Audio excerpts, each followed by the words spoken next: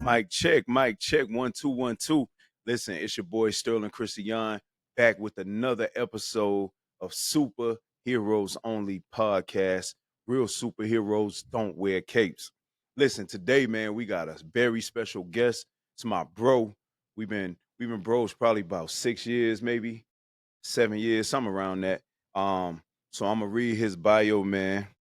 Carlton C. Whitfield is a music tech entrepreneur, producer, and visionary who has built one of the most successful independent ecosystems for gospel and church musicians. As the creator of apps like Loops by C. Whoop Triggerz, and Scale Junkie, along with his innovative podcast, What's Your Take? He's transformed how musicians practice, perform, and connect worldwide. With decades of experience as a musician and a thriving career as a tech founder, C Dub has mastered the art of blending creativity with technology, building platforms that empower both artists and audiences while reshaping the future of gospel music and beyond. Ladies and gentlemen, we got my boy C Dub in the building. What's up? What's up? What's good, bro? Man, I'm great, bro. I'm glad to be here. Glad to be here under these circumstances and not the last time I saw you, because the last time I saw you, you put me through this workout. It had me sore for like 5 days. And I was like, you know what? I was not ready for that. Hey, man. But I think I could probably handle I don't know. I'm scared, man. But yeah. Hey. I'm just gonna do the podcast for right now. Hey, listen, man. That's crazy. That workout was crazy. It was. You was trying to prove something. I don't know. You proved it. No smoke. So listen, man, we definitely appreciate you, man, taking your time out. Pulling up on us, man, and thankful for that, bro. Man, thank you for having me, bro. Thank you for having me. Yes, sir. So listen, man, let's start from the beginning. All right. Tell everybody where you from. We know you from Texas, but tell them where. Yeah, you could probably tell by the way I'm talking. Got that accent going on, you know what I'm saying? But yeah, man, I am from a small town called Hillsboro, Texas. So about an hour south of Dallas, Texas. I always tell people it's like two lights, one or two exits. Walmart is like the mall. That's where we have the class reunions. That's where we see everybody. Just from a small town. My dad's a pastor still to this day. So I grew up a PK. I tell people I've been to church more times. Bro, my dad used to run revivals for 30 days straight. Sheesh. And then say, God said 30 more. I'm talking about outside where we have to go get the chairs and put outside every day. So yeah, that's me. I'm from the country, man. But now I'm in the city trying to adjust to that. Even after 16, 17 years, I'm still, Still adjusting. Yeah. Man, so listen, when you grew up, I'm a PK myself. You being a musician, we both come from that world. I started off as a drummer first. Okay. I was a, keyboardist. What about you? How old were you when you started off playing? And what instrument did you start off? It was always piano for me. My dad told me that even when I was like 2, we had an old upright piano in the house, and I would go up to it and just, try to, play something, wasn't doing nothing. But, I would watch my dad play in church. My dad played, so he would play and play for himself while he preached and all that kind of stuff. I don't know. I just felt a connection with it, and so he allowed me to just get on and start playing, man. I remember he'd be in the pulpit, I'd be playing, he'd be like, that's now we got like 3, 4, 5. Nah, my dad be like, wow, go this way. No, right. This way. And that's how he would direct me, and that's how I learned, man. I just learned from when guest musicians would come in, and we get pieces of paper. I don't see y'all got YouTube and stuff, man. We get a piece of paper, Like, what chord is this? Left hand this, right hand this. Right. Write it down. Right. Go home and practice it. And that's how I learned. Being from a small town, we didn't have musicians in the city, that I could just learn from. I had to catch it on like the special occasions, the passing wife anniversary, the family and friends day, when we would invite other churches in. Mm. That's when I would learn. Wow. Yeah. That's the only time I had to learn. That's crazy. Yeah. See how I grew up, a lot of the musicians did not want to show younger musicians. Yeah. So I would try to watch them, and then they would do it fast so you couldn't learn. Yeah. I call that Jimmy. I don't know if you remember. I used to make videos about that. Right. Yeah. Right. So that's basically how you learn. Yeah. And you just kept going. There were a few people that would show. There were two. I got to mention them from the Corsicana, Texas. Paul Lewis and Scotty Grant. Those two, whenever they would come down, they would always be open to showing me whatever I wanted to know.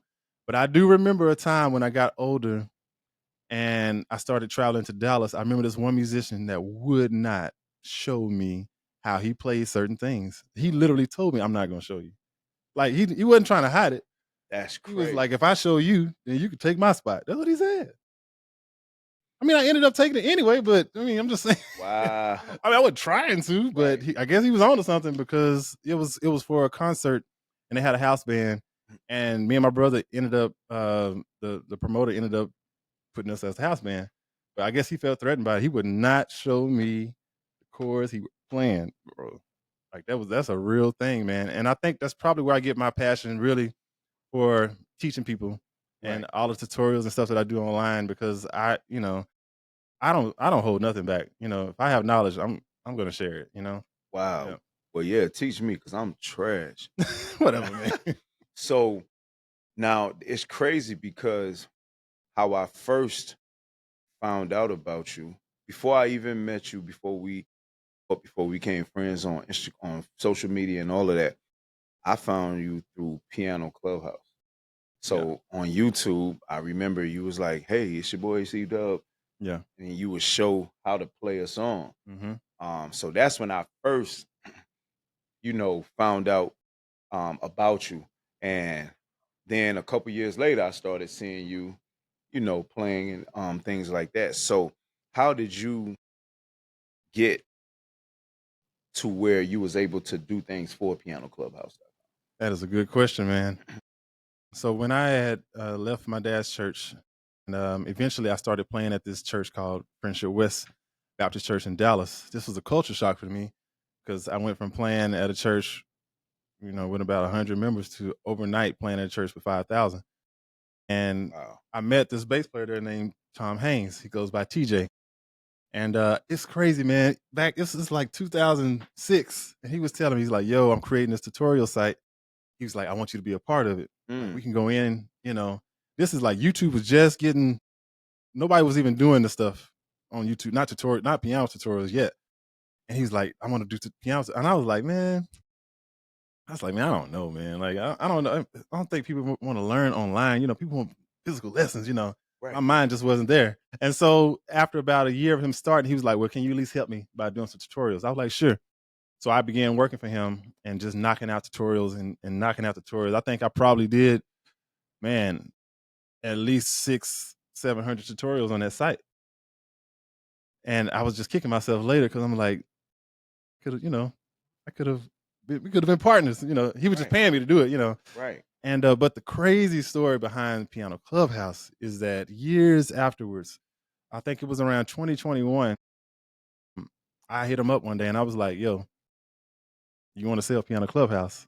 Actually, I hit him up in 2020. He was like, "Nah." But in 2021, I kept asking him. I was like, "Do you want to sell it?" And finally, it's crazy that in 2021, he sold Piano Clubhouse to me.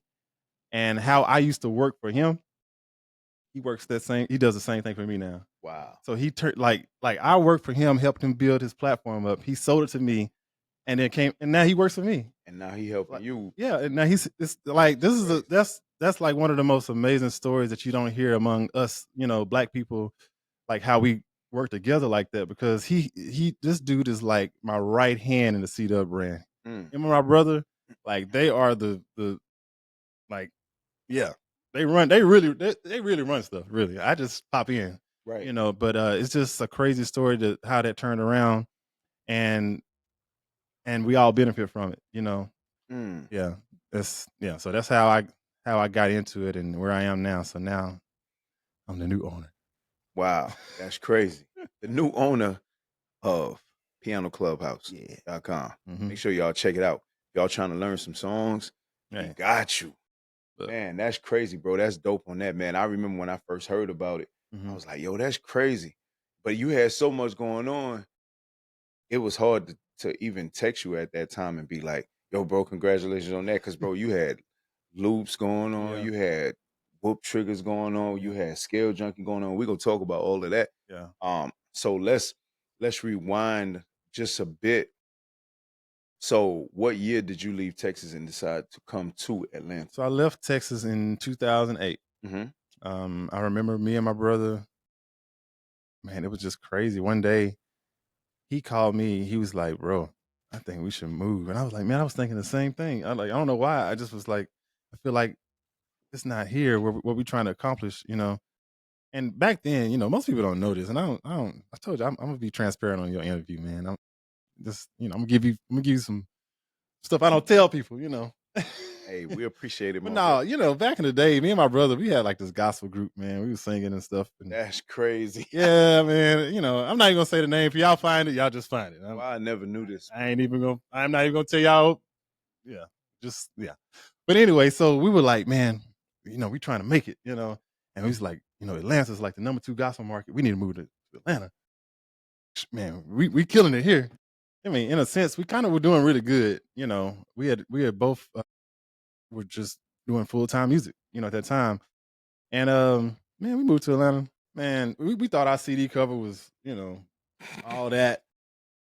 And I remember we were going to like this musical here in Atlanta, man, and I'm looking at all the CDs and everybody got CDs. I'm like, man, everybody's CD look dope. Like, Atlanta ain't no joke, man. Wow. Like, these people can actually sing. We knew how to write and make ourselves sound like we could do something, but I'm not a singer. My brother's not a singer, but it's like when we moved here, we got it showed us like, man, y'all ain't doing that, man. Wow. And so I quit. When I tell you I quit music, I did. I straight up quit music for at least about a good 2 years when I moved here. Only thing I did was play at church. That was it. Wow. I wasn't producing nothing. I didn't care nothing. I'm just trying to just make it, because I was just like, man, I don't even know what to do. Like, we came here, to make it as an artist, and man, got our dream shot down hard. Wow. That's crazy. Yeah, yeah. But I had a friend. His name is Anthony Bryce, and he made me get back into music. Like, he forced me to. I met him actually in Dallas at the church I was playing in there. I didn't realize it. When I moved here, I saw him at a church. He was like, "Man, I remember you from, man, you cold, man." I was like, "Man, I don't play like that no more, man." He's like, "Man, you ought to come play with me in my R&B band." Immediately, I was like, "Bro, I don't do R&B, man. I only do gospel." Man. I was still like, I don't play worldly music. Right. And man, he didn't care. He was like, "Bro," he was just like, "Man, you got, I need help, man." And I was like, "Bro," I said, "Man, I don't play that." I mean, he hounded me for like 6 months, bro. Every time I would see him, he's like, "Bro." Hmm. And I don't know. One day I was like, you know what? I'm gonna do it. Like, I had never played anything other than gospel, Hmm. and I never forget. Man, it wasn't even to me. You gotta think where I come from, man. My parents didn't even allow us to listen to Right. anything other than gospel. And you coming from the country. Yeah, it was just Yeah. all church, church, church, church, church. Yeah. So I said I would do this one gig, and it was an MJ set, and it was at JR Crickets, in off of Old National, something like that. And I was like, to me, that was a club. Wow. Yeah, that was like, I'm going to the world. And so I never forget, man. I played the set. The whole time I'm like, because I wanted to, I was going through this phase where I'm like, I need to understand stuff for myself, not just off of what my parents taught me, not just off of what I need to, like, I'm one of those risk takers. I'm gonna try it, you know. And so I played the set. The whole time I'm playing, I'm looking up, like, you know, God gonna strike me. I hope he don't, Man. you know. And then I got finished, and as soon as I was taking my keyboard down, this guy walked up to me. Mind you, we played all Michael Jackson songs. Wow, that's crazy. This guy walked up to me, and the first thing that came out of his mouth was, "What church do you go to?" I said, "Huh?" He was like, "Man, what church do you go to?" Because it was a Saturday. He was like, "Whatever church you go to tomorrow, I'm coming." I was like, "What you mean?" He was like, "Bro, the way you played tonight was so anointed that it made me want to get back in church." He said, I haven't been in church in like 7 years." He said, "The last time I left church, I left while the pastor was preaching and I gave him the finger while I was walking out." He said, "But the way you played tonight, I'm getting back into church." Wow. Changed my life, changed my whole perspective on all of that. And Wow. dude ended up like legit becoming a minister. Crazy. That's crazy. Yeah. So you led him back to Christ. God allowed you, and that's why I tell people church is really outside. Yeah. You know what I'm saying? I mean, it's here, but the real ministry is outside the four walls. The building is where we come together and worship Mm-hmm. and get, teachings. But it's like if a pastor is not going outside, Yeah. I don't want to be in your church. Mm. I don't want to I don't want to serve under you. Yeah. You know what I'm saying? If you're not going out in the streets, if you're not going out, because the people in church hear the word every Sunday. Every Sunday. So they know the word. Mm-hmm. So our job, is to reach the people outside. So that's crazy. Yeah. Wow. So that just changed your whole perspective. That changed my whole perspective, bro. And since then, that's when stuff really started taking off for me. When I opened my mind up to just knowing stuff for myself and learning stuff for myself, yeah, my whole life changed. Wow. And around what year was this? That was probably 2011. Yeah, somewhere around there. Yep. Wow. And what year did you start Piano Clubhouse? What year did I start playing it? playing For him. It was shortly after I moved here, so I would say probably around 2010, probably. Okay. Yeah, see, that's when I first, Yeah. because I didn't start playing keys like for real until late. Because I was playing drums from a little boy to a teenager. Like most of the keyboard players I know, they started playing keys like in church young. Oh yeah. I wasn't able to play like a whole service, like conduct a real service by myself until I was probably maybe 18. Oh, okay. And I still wasn't really ready. Yeah. So it was like somebody sing, it was hard for me to find the key. You know what I'm saying? So I wasn't really ready probably till I was in my mid 20s, to be honest. Yeah. But I was always a drummer first. So because I started late, I remember when somebody told me about Piano Clubhouse and they was like, just go on YouTube. You can find it on YouTube. Then y'all would teach like a piece of the song and then of course you got to go to the actual website. So that's when I first found out about you. Then I started following you social media, and then now I'm seeing you playing at the churches, and you was at Bishop Morton. Paul Morton, and I remember hearing the way you and the band was doing the songs, the way y'all were like, it was almost like a total like remix. Yeah. It was crazy. So how did you ended up getting that job with Oh my gosh. playing for Bishop Morton?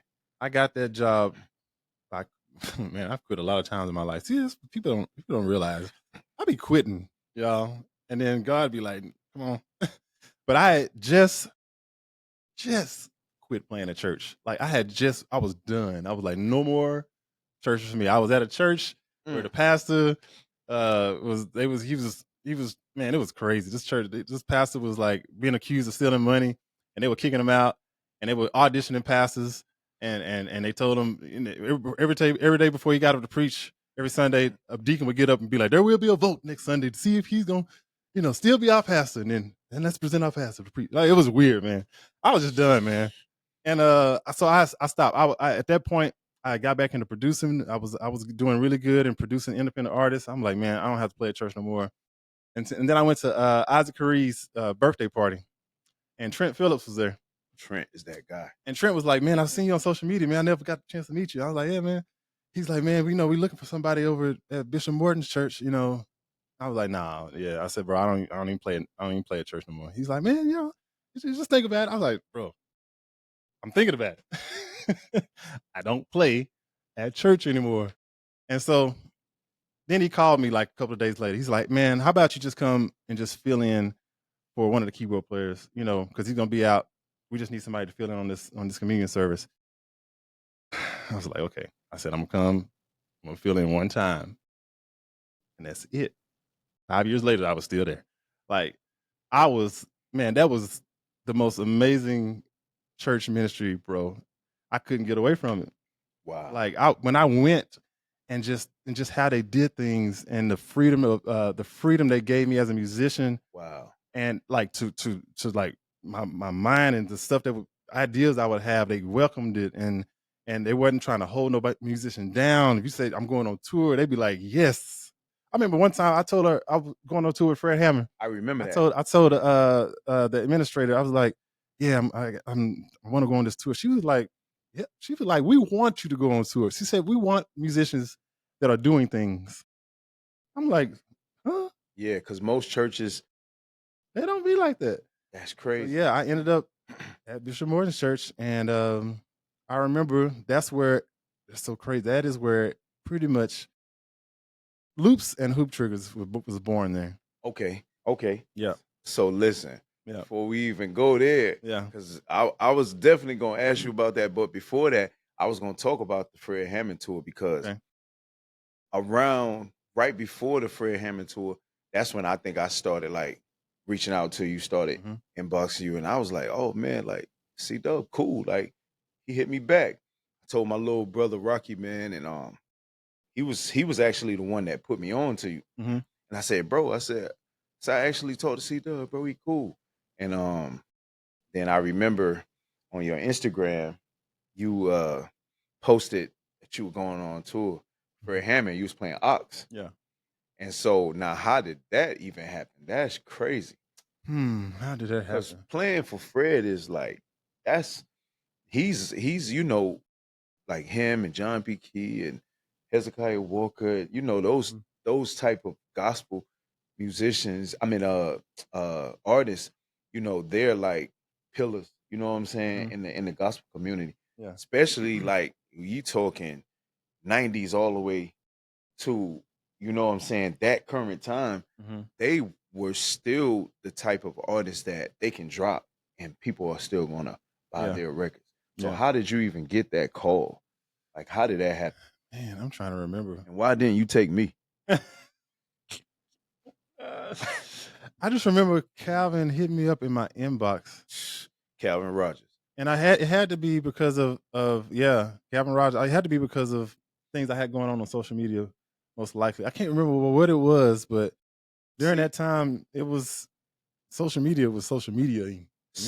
so now look, I hate to interrupt. This is why social media can make you or break you. Yeah, Because what you post can haunt you or yeah. it can help you. So you think about it. Trent Phillips saw you Mm-hmm. and he said, "Oh yeah, man, I'm glad I got to meet you. I've been seeing your stuff." Yeah, Now you telling me Calvin Rogers reaches out because of social media. So that's two like top tier musicians yeah, that's crazy. yeah, But continue, man. yeah, man. And I was like, I remember at the time I was married, and I was like, and my business was doing good at the time. It was picking up. I was like, I don't need to do this for the money, but I was like, I cannot pass this up. Yeah, can't Like, say no to Fred. like I love Fred Hammond. I love Israel. I love all of the artists that were on there, but to get to play with Calvin and Maurice Fitzgerald That's and crazy. Lawrence, like there was no way. Philip, no, ain't no way. I was about to pass it up. Like I just could not pass it up, man. Mm. I'm gonna tell you a crazy story. I don't know if you remember, but right before I went on tour, I got sick, and I was having some throat issues, and I didn't know what was going on. I was just popping medicine, right? They sent me the music, and I'll never forget. Like 2 weeks before our first rehearsal, I lost my hearing in my right ear completely. When I say completely, I couldn't even do this. I couldn't hear nothing out of it. And I'm like, boy, like I got to learn all this music with one ear.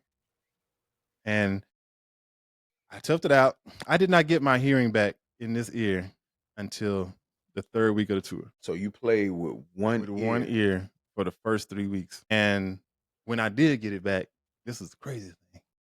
This ear was a half step higher than this ear. That lasted about 2 weeks. I was hearing two keys, at the same time. It was crazy. And I'm just like, that's why sometimes I feel like I could have done a lot better on that tour. Nobody knew. Wow. Nobody knew. I feel like I could have done a lot better, but I made it through. That was crazy.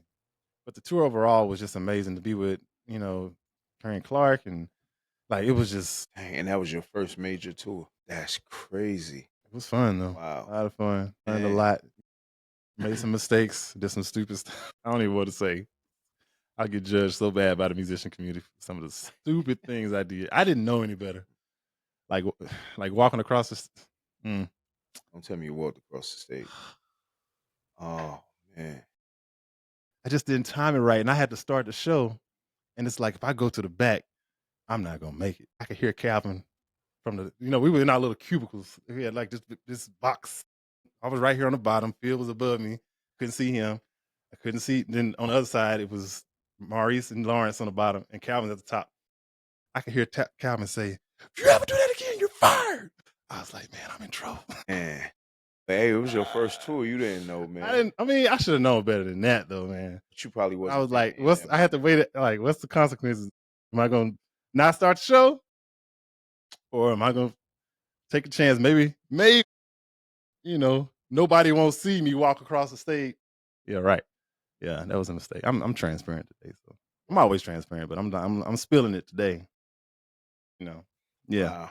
That's crazy, bro. It's making me sweat just thinking about it, man. That was so bad, man. And I remember that too. That was pandemic. You just had to put the camera on me right there. Why you do that, man? I saw that.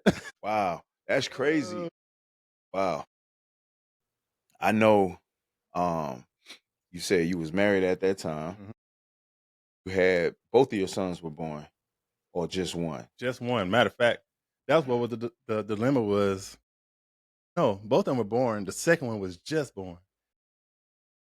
He was just a little baby, when I found out about the tour. Ooh. Maybe 2 months. So that's what made it kind of like, I was like, I have to do it. Like I'll make it work, we made it work, but it was just, yeah. How long was the tour? I feel like it was like 4 months, something like that. Yeah, it seemed like it was 4 months. Hey, man, it was so long ago. It was almost 10 years ago. Yeah, it's hard to remember some of this stuff. Yeah. Wow. Yeah. That was what? 2016. 16. Because I moved to Atlanta 2017. Oh, okay. So I remember that. Yeah, that's crazy. Yeah. Wow. So you come back from the tour, you still at Bishop Morton. Now you say that Loops, we're gonna talk about Loops by C-Dub first. So Loops by C-Dub, you create that. So what made you want to create it? Well, honestly, I had already created it in 2015. But I just was like, nobody's gonna use these. Like, nobody's using loops like that. It was supposed to be gospelclicktrack.com. That's what it was gonna be. And I created like 50 loops. And I'm like, I mean, this ain't gonna work. Like, I don't know if this is gonna work, Probably because of the church I was playing at, even we didn't use them that much, But then when I went there and they had the MPC and they were, every Sunday they were just recycling the same loops, they changed the tempo and just use it, whatever. And then one day the MPC decided that it wasn't gonna show the screen anymore. It was just blue. See, that's why I don't like MPC. That's why you. Nah, it's not. I don't have nothing against MPC. Yeah, it wouldn't show the screen anymore. I was like, so we could play a loop, but we couldn't find it. You know, it would play, but you couldn't find nothing. So I said, hey, y'all, you know, I got loops at home. I got loops on my computer. We can just use those, and I'll just alter them every Sunday. You know, like that. Well, you know, at Bishop Morton Church, we did like 11 songs a week. So every week, I'm finding myself just creating more loops, more loops. And I was like, at one point, I had like, you know, 150, 200. I'm like, man, somebody gonna buy this stuff. And so I made a 1-page website. I got this MP3 player that I could sell MP3s from. Snapped a picture on my phone. Put it all together. Picture, MP3 player, you know, 99 cents each. 1 page. Went on Facebook. I said, y'all, I got loops. If y'all need loops, they cater to the songs that y'all play. Like if you're doing this song, this loop is actually made for that song. You don't have to think about it. You can just go download for 99 cents. And my first Sunday, I sold $6 worth of loops. And man, I was the happiest person. I can't tell you the joy I had because I knew, number one, that somebody else they're gonna be doing the same 6 songs next Sunday on another side part of the world. Right. And next Sunday, somebody else gonna do them. And next Sunday, you know, and I'm like, if somebody would buy it once, I only made this one time. I don't have to make this loop anymore. I'm like, okay, make some more. You know, second Sunday, $20. I'm going to KFC, you know, after church, you know. Like I was like excited. I know most people be like, oh man, I only made bro. I was pumped, man. You went from making no money on your loops to making money. That thing, bro. Wow. Them sales went up every Sunday for about 2 years straight. Never, man, I'm gonna say more than that. Probably about 3 or 4 years straight. It just kept rising and kept rising and kept rising. I'm like, okay, you know, to the point where I could have stopped playing at church just off my website. We ain't even got to the app yet. That's talking about just the website. That's just the 99 Bro, I was making some good money from a website selling loops, you know, because at the time nobody was really doing it, and I mean it was like loops were new, you know. Right. It was like you heard it on records, but in church, yeah, people wasn't really doing it. Bigger churches were using it, right. Yeah. Right. And I think maybe because I have that small church background and I can relate to a lot of musicians, you know, and I'm gearing stuff toward them. There's way more small churches than there are big churches, you know. And yeah, man, it took off, and it was crazy. And that was like 2014. By 2016, man, it was doing really good. And my friend TJ from Piano Clubhouse, he was like, bro, you need to make this an app. I was like, I'm not messing with it. Like, no, I'm not doing it. And he was like, look, I'm gonna tell you this. He told me that for at least a good 6 months, probably almost a year. He was like, bro, if you don't make this an app, he said, I'm gonna make it and I'm gonna sell it to you. I said, show me how to do it. And so he helped me. He's the one that helped me get started with Loose by C-Dub, with the app. Yeah. That's crazy. Yep. And when I tell you, the difference was made from, you know, selling them for 99 cents each to turning it into a subscription model, you know, where you get access to all of it for a monthly fee. Right. Bro, changed my life. Wow. Yep. And that literally saved a lot of us as musicians too, because it saved a lot of time. You know, especially when you play for multiple churches on a Sunday. And now it's like, okay, if you play for 3 churches, you know they're gonna do at least 5 at one church, 4 at another church, 3 at another church. Now you gotta have 15 click tracks. Right. And you gotta create them yourself. Man. It's like once Loose came out, it was like, yeah, man, this is too easy. Man, I remember my first ad was I was standing outside the church and I said, y'all, look, I don't have any drum loops. I said, I'm just gonna walk through the parking lot, and by the time I get to the front door, I'm gonna have all my loops for service. And I was just showing them on the phone, look, add this, play this, add this to play this, boom. I'm ready, all ready to go. Boom, walked in. Rock. Yeah. Wow. Yep. That's amazing, bro. Thanks, man. That's amazing. And wow. Now, you said you also created Whoop Triggerz too before the pandemic, right? Oh yeah, Whoop Triggerz was way, yeah. it didn't take off really. I'm not gonna say that. Well, it took off, but it really took off pandemic because Right. a lot of churches were, a lot of pastors were at home, Mm-hmm. or nobody was coming to church because people were scared, or you couldn't come, or a certain amount of people could come. So Mm-hmm. how what made you even do that? Like Um, create that app?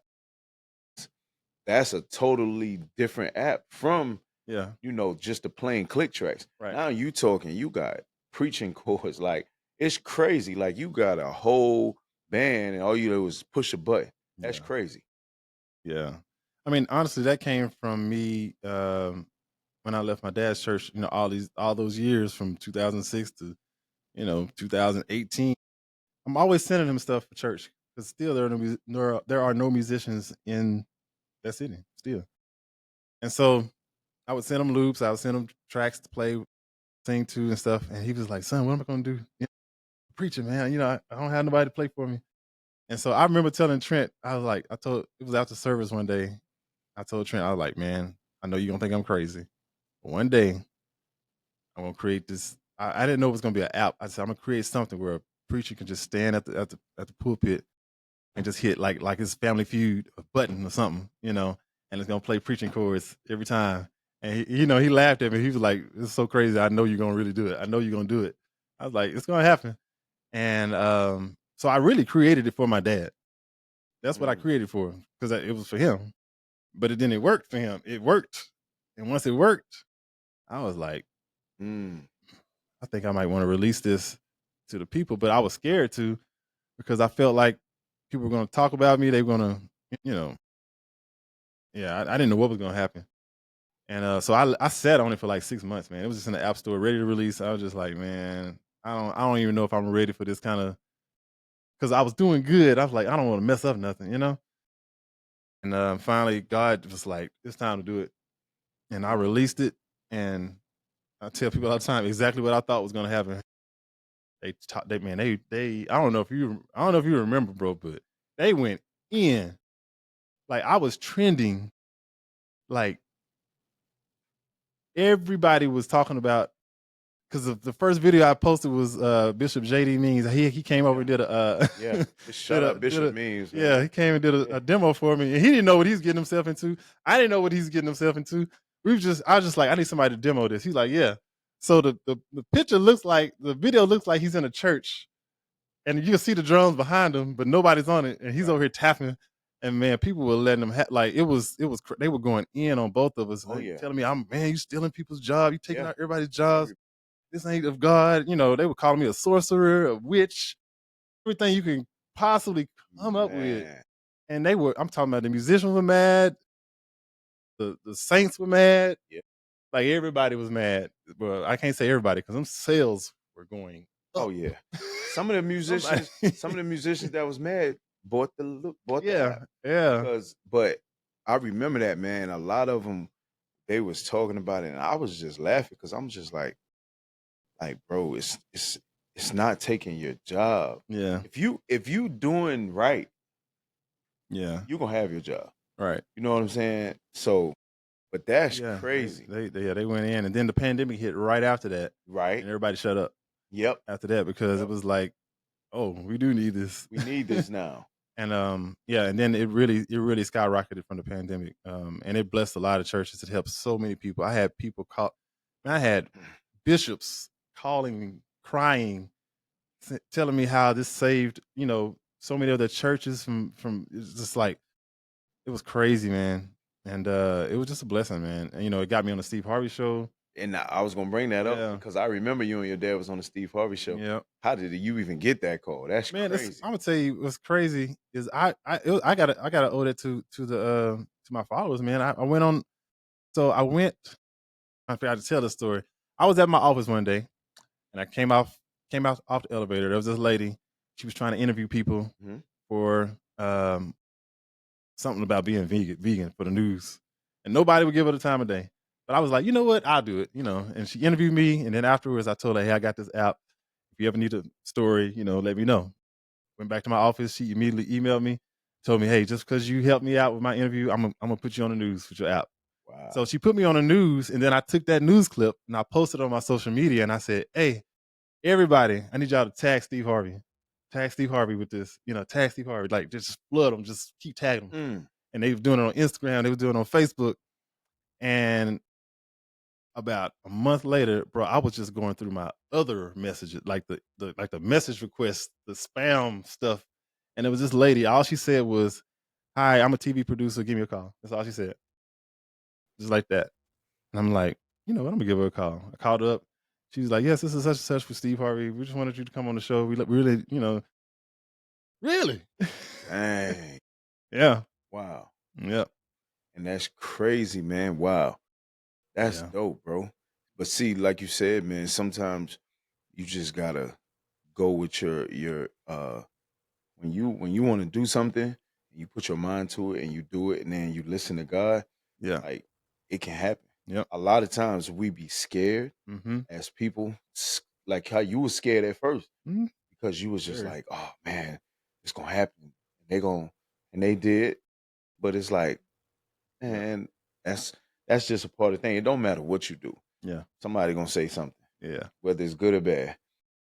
We talk about working out all the time, and people Mhm. get mad because we talking about working. It's healthy. I do be going in on them, but it's just like, man, you know, that's crazy. Wow. So now you got loops, you got triggers, right? Mm-hmm. Now, what made you come up with Scale Junkie? Ooh, Scale Junkie that actually was birthed during the pandemic Okay. because musicians weren't, it was just like it was a hard time for all the musicians, right? Yes.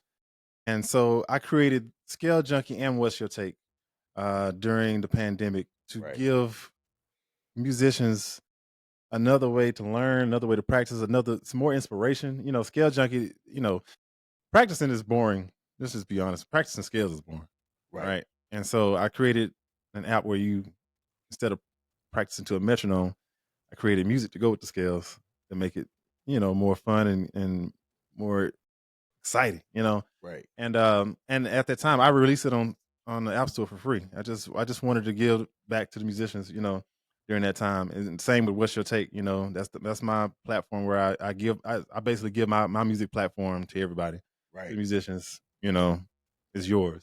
It's not even about me on there. I just listen, put it together. I send out music. I tell people to play whatever you want to play on it.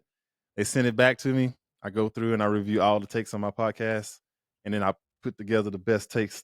And at the end of the episode, it's just some crazy music, man. It comes out every Man. single time, man. It's so fun. It's never boring, man. It's always you find so many diamonds in the roughs, man. People that people don't know. Right. Networking, it's learning. You learn about studio stuff, sounds, and how to, everybody's all helping each other. If somebody one drummers don't sound like the other drummer, you just ask him. He'll tell you, Yeah. what they're using, and it's just a great networking tool and educational tool. And And that's dope, man. yeah, You right, man.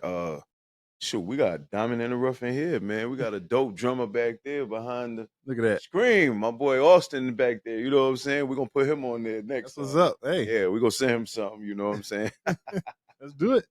Yes, sir. Yeah.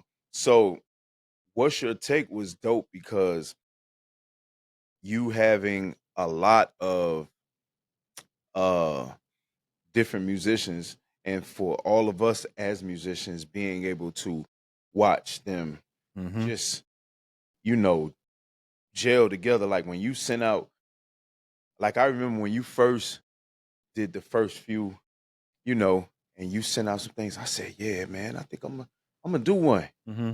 Then you started going crazy. I said, man, this dude an alien, man. I'm not about to get on there and embarrass myself, man. I was like, yo, but to see like you had people from overseas, Oh yeah. musicians from overseas Yeah. going crazy. What's King? King Jules. Yeah. King is Yeah. crazy. Yeah. So I felt like you was able to bring a lot of musicians together, man. I think Man. that was dope, man. And then I got a great relationship with Warren Brown, man. Shout out Warren. Oh yeah. You and him got together. I said, this is about to Yeah. be crazy. To be able to know both of you guys personally and Mm-hmm. to know y'all minds work Yeah. crazy but different. So like to see y'all together, man, I think that's dope, bro. We definitely appreciate you as a Man. as a musician world, man, and definitely want to appreciate you on that. Now, I know little personal question. Okay. But I know you went through a divorce, same here. So now just brother to brother, man, how did you handle going through that at that time? Because I felt like you were hot.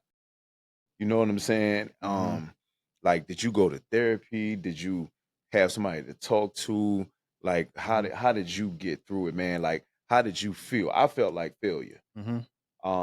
Like how did you feel about that? Like just going through Whew. that at the height of your career, you know what I'm saying, taking off. Yeah. Yeah. Oh man. I mean, you know, when me and my ex-wife got married, I had nothing. I mean, Mm, you understand. When I say I had nothing, I lost my job a week before we got married. Like I had nothing. wow. I remember pawning my keyboard just so we could go on a little honeymoon. I had to pawn it on the way just to get some money to make sure we could go. Like we didn't have nothing. And so to have built something, and she was a very key person in where I am. I'll tell people I'm not going to even act like I'd be crazy to act like she didn't have anything to do with it because she did. She played a huge role. But to get to, like you said, I was high, Mm, and then it fall apart. right. Man, that was definitely, I'm gonna say probably the hardest thing I have ever had to endure Mm, in my life. mm, And for so many reasons, but one particular reason that it made it so hard is because of the way I've been brought up, the person that I am. My friends always mess with me all the time when I'm like, "Yeah, I'm not gonna get married again." They be like, "Bro, you a husband. You know, that's what you are." But to be groomed for that and then lose it, my biggest problem was my identity. I didn't know who I was, man. I'm like, who am I?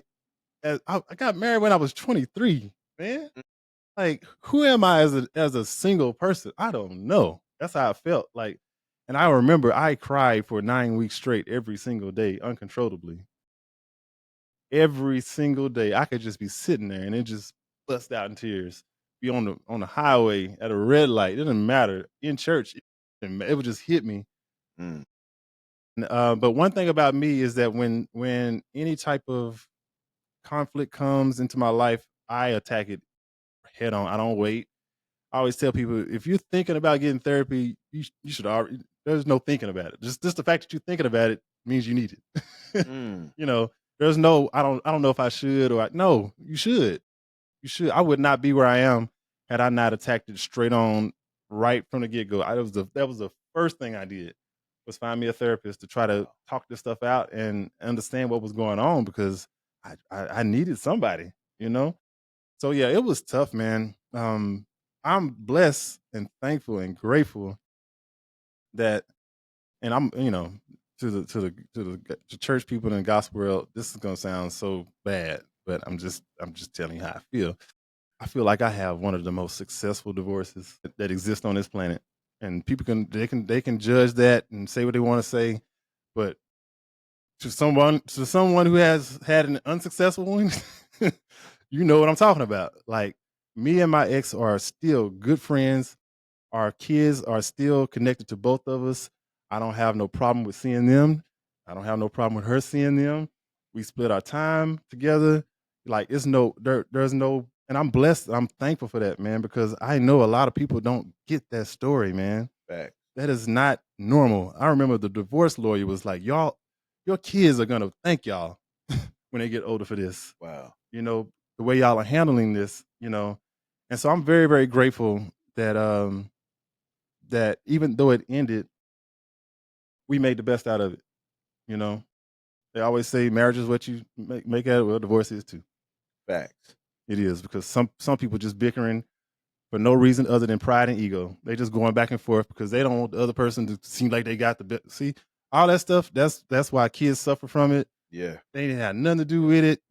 Yeah. And we were determined we were not gonna be that way, and we stuck to it to this day. It's been that was 2021.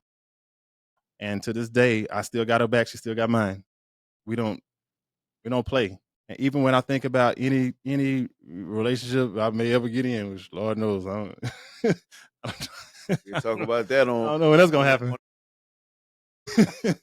But I have to always consider like she's gonna be there regardless of whatever relationship I have, Right. whether pass or fail. Yeah. Got She's gonna kids. still be there. Right. And I have to keep that in mind.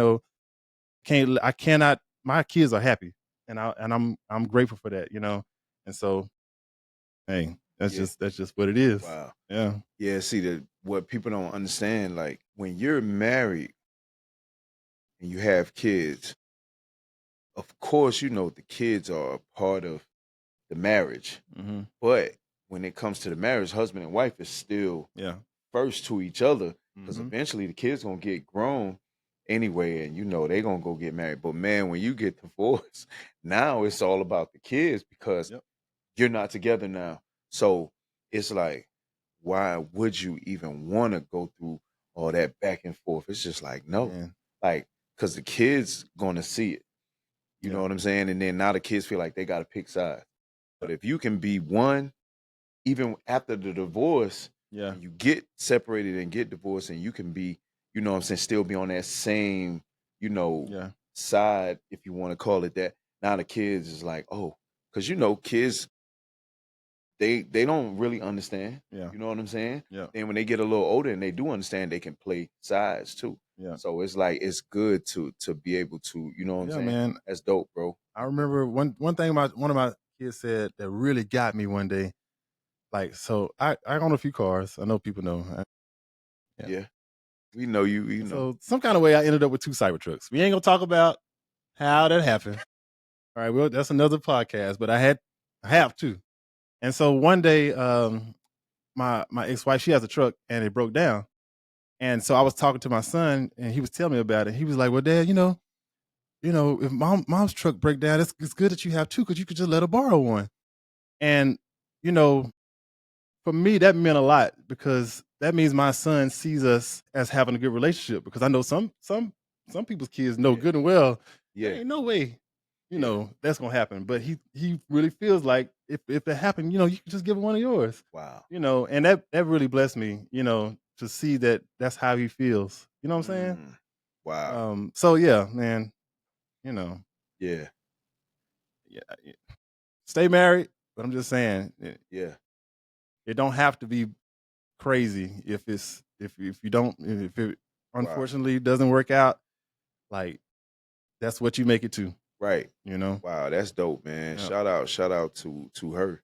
Yeah. You know what I'm saying? Yep. For even being cool, man. Yeah. So yeah, we definitely appreciate that, man. Yep. So all right, so now that we coming to the end, of this interview. So I like to play a little game. I know, it's a little game.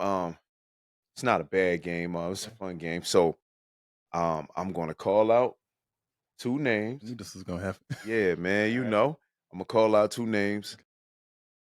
You pick which one you would prefer. And if you having a hard time, you just pick both. Okay. So I call this Pick Your Hero. Okay. It's Superheroes Only podcast. So this is Pick Your Hero. Okay. Right? So I might call out 2 artists, I might call out 2 producers, 2 musicians, whatever, right? All right. So you riding on the trip. Okay. You got 2 CDs in your car. All right. One is Fred Hammond. Okay. One is Hezekiah Walker. Mm-hmm. Which one you popping in? I'm gonna have to go with Fred. I figure you would pick Fred. But to be honest with you, riding in the car, Hezekiah Walker gonna get you through them long trips, because them 12 modulations, boy. Song 12 minutes long and he modulate every minute. All right. So now, drummers. Okay. All right. You getting ready to do a record. You only got 2 drummers. Spanky, Calvin Rogers. I'm gonna have to go with Calvin, because I've seen how he processes records, man. It's different. I've seen it with my own eyes. He'll just sit up in the back of the church and just be like this. while everybody else is rehearsing, and then just come down and Wow. It's crazy. yeah. You know, he is. I mean, he's a producer. I mean, Spanky is too. But I'm saying like Calvin. I'm going to go with Calvin, man. Yeah. Sorry, Spanky. Sorry. Love you though, man. Right. All right. So I want you to we're gonna go a different direction. So I want you to name your top 5 keyboardists. Oh, God. And it doesn't have to be gospel. Just period. Okay. Your top 5. My top 5 keyboardists, man. I mean, I got to shout out Triggerz, man. You know, if we going that deep, you know. Yeah. We can go wherever. Yeah. I really enjoy hearing Kevin Powell play.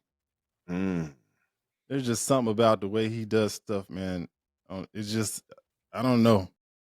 He just has a vibe with his playing that, I mean, the Powell's period just in a league of their own.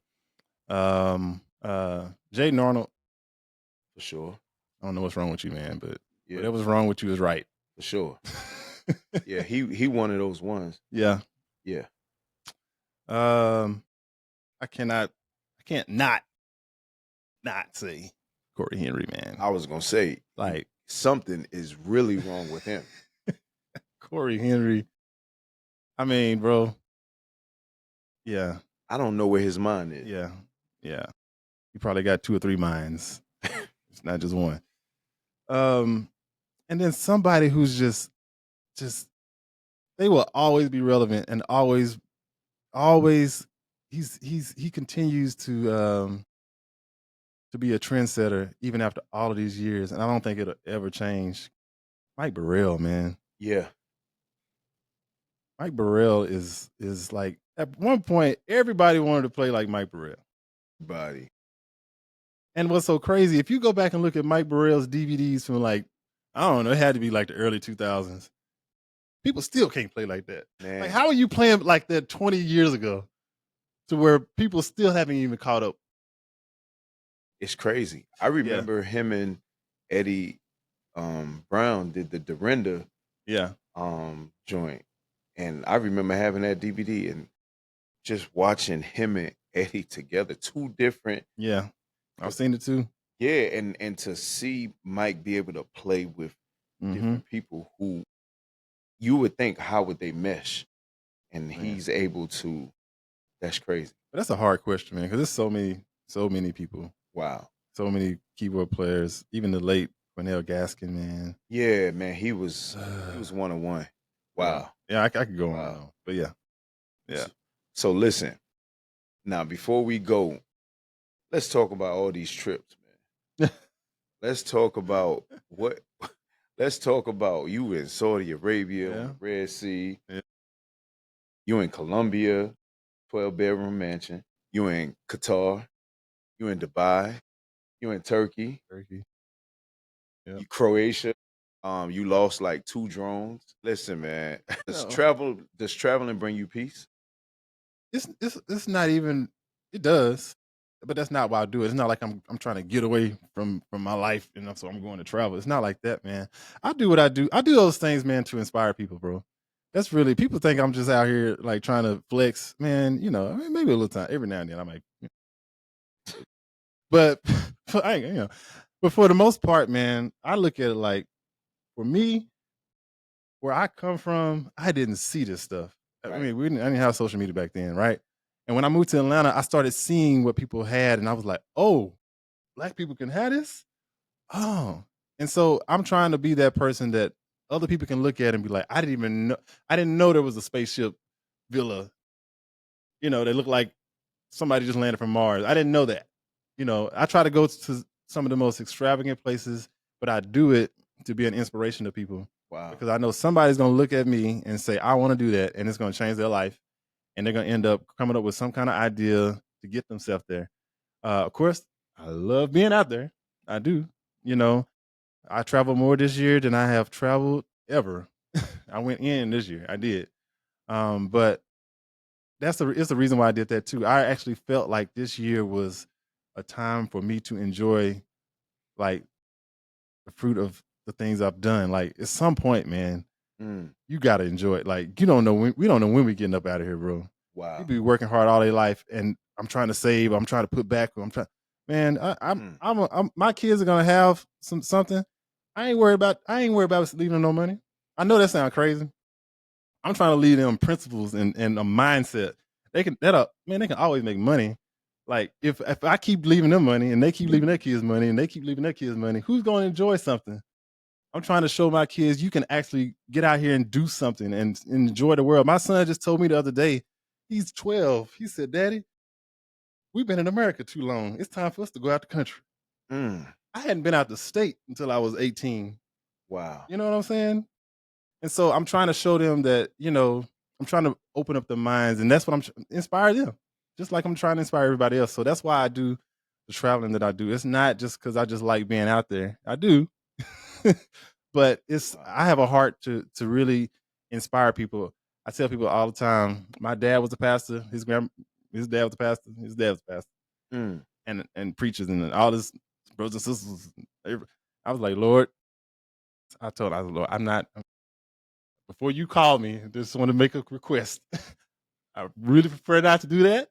But I said, if I just want to be an example, example to people and inspiration. And that's what I'm doing. I feel like I'm living out my purpose. Wow. Doing that. Yep. Man, listen, I'll say this, man. You definitely inspired me over these past few years. Just knowing you, watching you even before, but then getting to know you. Really a good brother, bro. Thank you, man. Same to you, bro. Yeah, thank you, man. You definitely inspired me, man. You inspired a lot of people, not just me. A lot of my musician friends, man, they talk about you. And, when they see you comment on my post or I comment on your post, they'll be like, man, that's crazy. C-Dub. I said, man, really, bro, he regular, bro. Yeah, I said, if you meet him, bro, he cool like that. Yeah, man. So, man, I definitely want to appreciate you, man. And every show I always give out flowers to my guests, just to show love, show appreciation. And so I got something for you, man. Man. Yes, sir. So right here. Hey, come on, man. So listen, man. Superheroes Only podcast is about real superheroes don't wear capes. So that's the whole slogan behind it, man. So you're definitely a real superhero to the whole musician community, the artist community, the church, and your kids, all of that, man. So this plaque says Superheroes Only Podcast presents the Superhero Award to Carlton C. Whitfield, September 2025, wow, man. So we just want to give you that, brother. Yeah, you gonna make me cry, man. Don't do it, man. Yes, sir, man. I appreciate this more than you realize, bro. This means a lot. Wow. This truly means a lot. The fact that you took the time to do this, and yeah. Wow. I'm trying to stop saying this, but I do a lot of stuff for people, but people don't, they think I have everything. You don't need nothing. And wow. So when anything touches me, I'm not going to cry on this podcast. That's what you're not going to get. Not going to. But no, I appreciate it. For sure, man. I appreciate that, sure. Man. Yeah. So listen, man, make sure you guys follow Carlton C. Carlton Whitfield on Facebook. It's C-Dub World. C-Dub World on Instagram. Yep. He's on YouTube. C-Dub brand. The C-Dub brand. Make sure you download Triggerz. Make sure you download Loose by C-Dub. Make sure you download Scale Junkie. Make sure you watch What's Your Take. Whatever he got coming up, man, he's gonna share it with you guys, man. And listen, man, we appreciate you being on the show, bro. Thank you, man. Definitely, man. Yeah. You having me, bro. Superheroes Only Podcast. We out, man. Make sure you like, comment, and subscribe. Let's go. Yes, sir. That was dope. Appreciate you, bro. Man, thank you, bro.